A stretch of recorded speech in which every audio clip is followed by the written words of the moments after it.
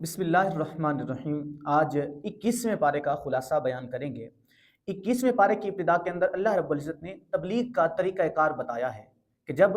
मुतलकन कुफ़ार और मुशरिकीन से तबलीग करो तो किस अंदाज़ में करो, जब अहले किताब से तबलीग करो तो किस अंदाज़ में करो। अल्लाह रब्बुल इज़्ज़त ने फरमाया कि जब तुम अहले किताब से तबलीग करो तो उन्हें इस अंदाज़ से समझाओ, उन्हें इस बात की दलील दो कि तुम्हारा खुदा और हमारा खुदा एक है और अल्लाह के नबी सच्चा पैगाम लेकर आए हैं। साबका नबियों पर भी यकीन हम रखते हैं और साबका किताबों पर भी यकीन रखते हैं। उसके बाद अल्लाह रब्बुल इज़्ज़त ने साबका कौमों के ऊपर आने वाले अज़ाबात का जिक्र फरमाया और फिर जो मुशरिकीन हैं, उनके झूठे खुदा हैं, उनकी मकड़ी के जाले की मिसाल देकर अल्लाह रब्बुल इज़्ज़त ने इरशाद फरमाया कि जिस तरह मकड़ी का जाला कमज़ोर होता है, इस तरह मुशरिकीन के जो माबूद हैं, जो उन्होंने हाथों से बुत बनाए हुए हैं, वो मकड़ी के जाले से भी ज़्यादा कमज़ोर हैं। और अल्लाह रब्बुल इज़्ज़त ने फिर फरमाया कि जो इंसान हैं, तो इंसान को अल्लाह रब्बुल इज़्ज़त ने बहुत ताकतें दी हैं और इंसान के अंदर पाई जाने वाली ताकतें और उसका ये जिस्म का स्ट्रक्चर ये अल्लाह रब्बुल इज़्ज़त की कुदरत की दलील है। फिर हज़रत लुकमान अलैहिस्सलाम को अपने बेटे की गई नसीहतें कि बेटा शिर्क न करना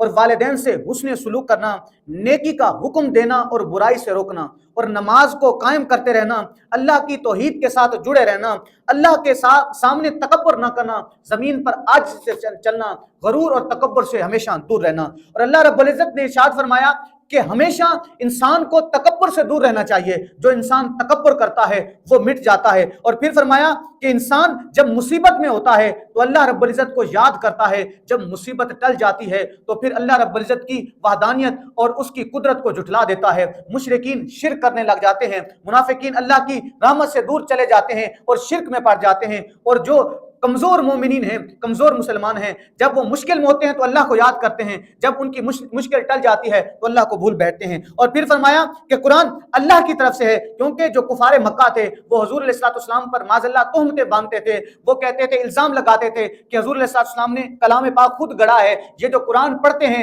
ये इनकी अपनी मन गढ़ंत किताब है, इनकी मन गढ़ंत इनका कलाम है। तो अल्लाह रब्बुल इज़्ज़त ने इरशाद फरमाया कि ये महबूब अलैहिस्सलाम का मन गढ़ंत कलाम नहीं है, बल्कि ये अल्लाह की तरफ से नाजिल करदा कलाम है। फरिश्ता ये कलाम लेकर आता है, हजूर को पहुंचाता है और हजूर फिर ये कलाम आगे लोगों को बताते हैं। और फिर फरमाया